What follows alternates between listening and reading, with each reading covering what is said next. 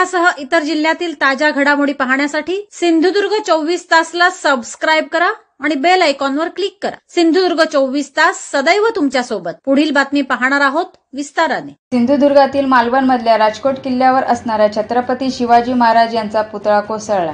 त्यानंतर संतप्त प्रतिक्रिया समोर येत आहेत। राजकोट किल्ल्यावर जाऊन लोक पाहणी करत आहेत। मराठा आरक्षण आंदोलनाचे नेते मनोज जरांगे पाटील यांनी देखील राजकोट किल्ल्यावर जात घटनास्थळाची पाहणी केली। यावेळी मनोज जरांगे यांनी एक शंका उपस्थित केली।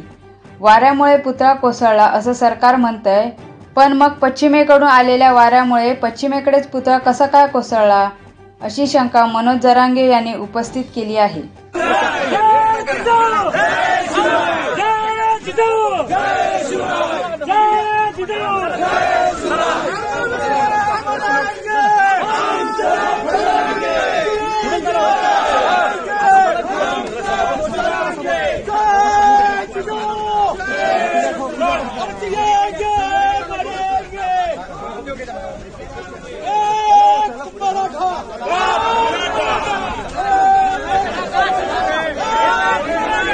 वारा येतो पूर्वेला पडायला पाहिजे ते पश्चिमेकडे कसं पडायचं म्हणजे ह्या शंका आहे। त्याच्यात राजकारण मात्र कोण आहे हे माझं प्रामाणिक त्याची बारकाईने चौकशी करता नाही।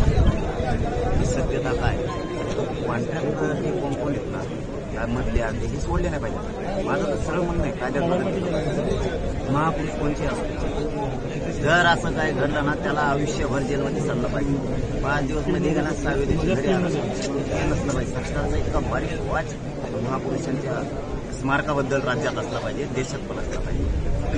फक्त याच्यात राजकारण कोणी करू नये, कोणी काय शंका उपस्थित केल्या म्हणून त्याच ग्राह्य धरू नये, न धरण्याऐवजी त्याच्यावरती काम करू ते शोधलं पाहिजे सत्य नेमकं काय आणि पळून जातो कसं काय। कोण कॉन्ट्रॅक्टर आहे, कोणी नेता घेता बी असं एखाद्यामध्ये कोणी तातडीनं करून घेतलंय का कोणत्या नेत्यानं तातडीनं करून घेतलं नाही स्मारक तरी त्याचं नाव येतंय जाणून बुजून असंही शोधलं पाहिजे। परंतु ज्याला नुसती खायचीच सवय लागली दर्जेदार काम करायचं नाही तो कायम जेलमध्ये चढला पाहिजे। महाराष्ट्र बघतोय तुम्ही राजकारण करायला दोघंही विरोधी पेन सत्ताधारी महाराष्ट्र बघतोय। तुम्हाला वाटत असेल तुम्ही लई शाने तुम्ही एकमेकावर चिकलपेट करताय, आरडाओरडा करताय। छत्रपतींच्या जीवावरती कोणीही राजकारण करू नका। नसता जनता तुमचा कार्यक्रम लावणार आहे सोडणार नाही कारण तुम्ही उघडे पडायला त्या दिवशी झालेला राडा हे राजकारण याच्याबद्दल म्हणजे तुम्ही काही घोषणा देताना पण कार्यकर्त्यांना सांगितलं की राजकीय घोषणा किंवा समाजाच्या घोषणा कोणत्याही द्यायच्या नाहीयेत, तर राडाने आता हे सगळं गणित त्याच्यावरती काय प्रतिक्रिया तुमची? जनतेचं दैनंदिन जीवनातलं अडीअडचणी जाणारे लोक त्याच्यामुळे आम्हाला इथं घोषणा द्यायच्या नाही का म्हणून आम्ही सांगताना सांगितलं इथं कुठल्याही घोषणा द्यायच्या नाही ना राजकारणाच्या नाही ना कोणत्या नाही ना कोणत्या नाही। छत्रपती शिवराय त्यांचं हे फक्त खुर्च्या मिळवण्यासाठी कोणी असो कोणी विरोधी पक्ष असो सत्ताधारी असो फक्त छत्रपतींचा वापर यांना सत्तेसाठी करायचा आहे। यांना दुःखच नाहीये। यांना जर दुःख असतं यांच्या जर भावना दुखावल्या असत्या यांना जर अपमान वाटला असता तर यांनी राडे नसते केले याच्या मुळाशी गेले असते आणि पुन्हा हे काम सुरू करण्यासाठी सरकारकडे लावून धरलं असतं। कारण इथं स्मारक सुद्धा आता उभा राहणं गरजेचं आहे। तातडी शब्द वापरण्याऐवजी दर्जेदार वेळ लागला तरी चालत मग स्मारक असं झालं पाहिजे इथं हे सरकारनं लक्षात घेतलं पाहिजे। हे प्रचंड मोठं परंतु ते टिकावं। ते सर म्हणाले राजकीय शब्द असतात त्याचे मला या जागेवर राजकारण करायचं। डॉक्टर राजरत्न आंबेडकर आपल्या सोबत आहेत, काय नेमकी चर्चा तरी आपण पाहणी करतो एकत्र नाही ही तर कसं चर्चा होईल हे सर्व इथं नको ते म्हणले मला यायचं म्हणलं चला आपल्याला सरळ असतंय त्याला म्हणले मग इथं जाऊ की इथं येणं म्हणजे हे बघा या देशातल्या प्रत्येक माणसाच्या भावना इथं राजकीय चर्चा आमच्याकडे होऊ शकत नाही। आमचा जो काही विषय ते माणूस आहे मी माणूस आहे आम्हाला दोघांना दुःख झालं असं राज्याला देशाला सगळे येत आहेत। पाटील राजकीय म्हणजे लोक जे म्हणतात आपल्याला तो प्रश्न डबल तरी विचारतोय आता वाईटातून चांगलं होईल म्हणजे वाईट करण्याचा हेतूचा राजकीय म्हणजे पुढाऱ्यांचा होता शूट होईल मला परत तिथंच नाही मला याच्यात राजकारण नाही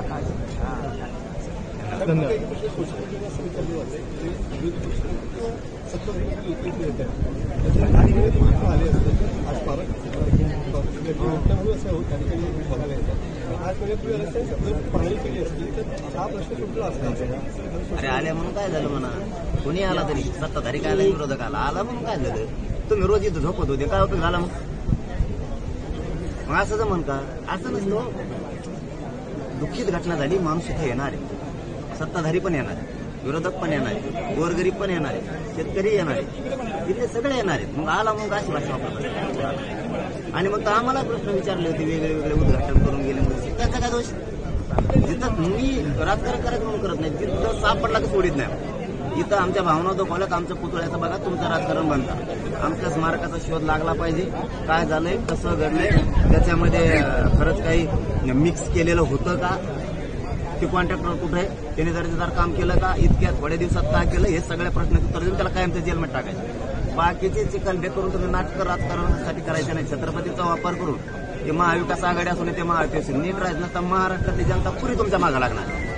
तुम्हाला वाटत असं आता मजेत चाललंय, तुमच्यात आंदोलन उभा करताय म्हणजे आम्ही जिरू भाषा कळते ना दोघांना, पण तुम्हाला वाटत असं आम्ही दोघे जण आंदोलन करून जिरू हे विषय जिरत नसतो.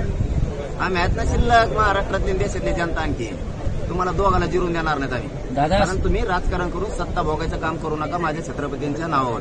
दादा असं वाटतंय का बांधकाम मंत्र्यांच्या नाही, राजकीय बोलणारच नाही. दादा बांधकाम मंत्र्यांच्या स्वीय सहायकाचा मित्र आणि मुख्यमंत्र्यांच्या मुलाचा मित्र अशी त्या एक नंबर आरोपीची ओळख झालेली आहे. यामध्ये त्याला कुठेतरी वेळ काढूपणा केला जातोय का? तो पंतप्रधानाचा पाहुणा असला तरी जेलला कायमचा सडला पाहिजे, एवढं जनतेला माहिती आहे. त्याचा मित्र आणि त्याचा मित्र कोणाचे मित्र छत्रावर राज्य चालत नाही किंवा जनता चालत नाही. तुमचे कोणाचे मित्र असतील हित संबंध असतील, आम्हाला त्याची निर्णय घेणं नाही. आमच्या भावना दुखावल्या त्याच्यामुळं तो जेलला पाहिजे, कायम सडल्याला पाहिजे. चल, धन्यवाद. छत्रपती शिवाजी महाराज ही घटना छत्रपती शिवरायांचं स्मारक पाडलं ही दुर्दैवी. आमच्या कुठेच भावना दुखावल्या, राजकारणी लोकांना राजकारण सांगतो दोघांनी पण. आमचं एवढंच म्हणणं आहे की तुम्ही छत्रपती शिवरायांचा वापर करून त्याच्यावरती राजकारण नका. तुम्हाला खूप जागा आहे दुसऱ्या राजकारण करण्यासाठी. जो कोण दोषी आहे ना तो कायमचा मध्ये पाहिजे. एक तर कायद्यात दुरुस्ती झाली पाहिजे की कुठल्याही महापुरुषांचं असं बांधकाम करणारा असो किंवा त्याच्यात संबंधित काही लोक असंही सुटलेच नाही पाहिजे, तर ते थांबणार आहे. कारण जर दर्जाहीन बांधकाम तुम्ही करणार असाल तर असे लोक रस्त्यावरती फिरायला ठेवलेच नाही पाहिजे. आता आपणही प्रत्यक्ष तिथं जाऊन बघूया, आपणही इकडूनच बोलतोय काय होतं कसं होतं. दादा आज महायुतीकडून आज सर्वत्र आंदोलन केलं जात आहे, भाजपच्या वतीने आंदोलनं केली जात आहेत. आज सिंधुदुर्गात परमिशन नसताना देखील संपूर्ण महाराष्ट्रात आंदोलन केली जात आहेत, कसं पाहतात? नाही, शेवटी ते राजकारण करणारच आहे. छत्रपती शिवरायांचं राजकारण करणार आणि शेवटी हे जनता थोडे दिवस बघ यांनी जर दोघांनी असेच नाटक केले ना पुरी जनता राज्यात त्यांच्या विरोधात करणार. मात्र सत्तेत असताना परवानगी नाही मिळत आहे आणि देखील आंदोलन करतायत. आहे ते काम करा ना, तो पण त्याला सापडून आणा, ते कसं काय पळून गेला, कोणी करायला तातडी येणार होतं शिवराय. त्याच्यामध्ये कोणाकोणाचा हात आहे तातडीनं उभा करण्यासाठी. कारण जे 3-3 वर्षात होत नाही असं म्हणणं आहे ते 6-7 महिन्यात कसं उभं राहतं. नेमका करून घेणारा कोण आहे, ते करणाऱ्याला जास्त घाई होती कॉन्ट्रॅक्टरला, ते पळवतच काय झालं. बघा हिशोब जनता करणारे त्यांना किती राजकारण करू द्या दोघांना. आपल्याला काय वाटतं, राज्य सरकारने जबाबदारी झटकली आणि ती नौसेनेवर ढकलली आहे. देशाच्या नौसेनेकडनं हा पुतळा उभारण्यात आला होता असं म्हटलं जात आहे, याकडे कसं बघतो? त्याचं थोड्याच दिवसात दूध का दूध पाणी का पाणी होणार. जनतेसमोर येणार नेमकं काय झालंय, काय घडलंय, कोण कोण दोषी आहेत, काय होणार आहे. परंतु ते दोघांनी जे राजकारण चालवलं दोघांनाही सुट्टी जनता देणार. चल, धन्यवाद. छत्रपती शिवाजी महाराज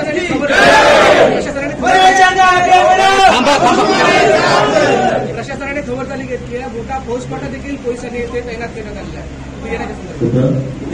मालवणमध्ये थांबले असतील त्याचं काय, मी डायरेक्ट करत नसतो आणि माझ्याकडे तसं नसतं. मग मी सांगून येत असतो, मी कधीच गद्दारी करत नाही माझ्या जिंदगीत. मला काय म्हणजे काय तुमच्या प्रश्नाचं उत्तर जर तसं असेल तुम्ही काय करणार, आपण असं कधी गद्दारी करत नाही. आपण सांगून पडत असतो पुढचा किती जाहीरदार असतो त्यावर. मी आणि माझा समाज, या राज्यातली जनता, या देशातली जनता दुखावली. मी एक मावळा आहे, माझं कर्तव्य बघणं, भेट आणि दर्शन घेणे माझं काम आहे, ते मी करतो आणि ते केलं पाहिजे. ते पोलीस पण भाऊ हे नीट नाही घेतो महायुद्धाचा गाडी महायुद्ध हे बी गाडल्याचे सगळ्या दिसू त्यांना कशाचा राजकारण कळत नाही. ते पोलिसावर बी ढकलून बसले काही दिवसांना, आता निवड पण जनता त्यांचा हिशोब करणार त्यांनी जर असंच केलं. धन्यवाद. शेतकरी असे मच्छीमार असून त्यांनी विरोध केला, पंतप्रधान मोदी त्याचं उद्घाटन करून गेलं, तर स्थानिकांचा विरोध आहे. शेवटी मच्छीमारांच्या आरोग्य रोटीचा विषय, तुम्ही त्यांच्या जीवनावर गदा नाही आणू. एकतर सरकारनं कुठं रोजगार उपलब्ध करून दिलेला नाही, एकतर सरकारने सगळ्याचा खला कष्ट चालवलाय.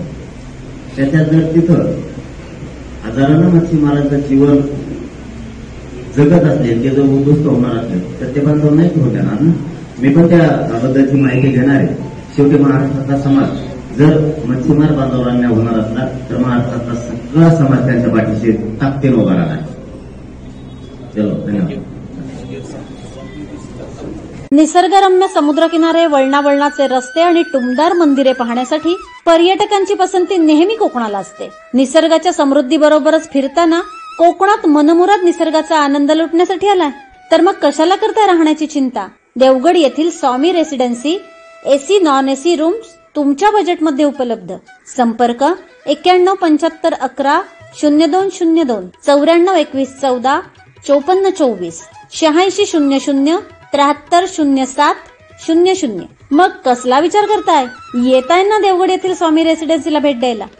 सिंधुदुर्ग जिल्ह्यासह इतर जिल्ह्यातील ताज्या घडामोडी पाहण्यासाठी सिंधुदुर्ग 24 तासला सबस्क्राईब करा आणि बेल आयकॉनवर क्लिक करा. सिंधुदुर्ग 24 तास सदैव तुमच्या सोबत.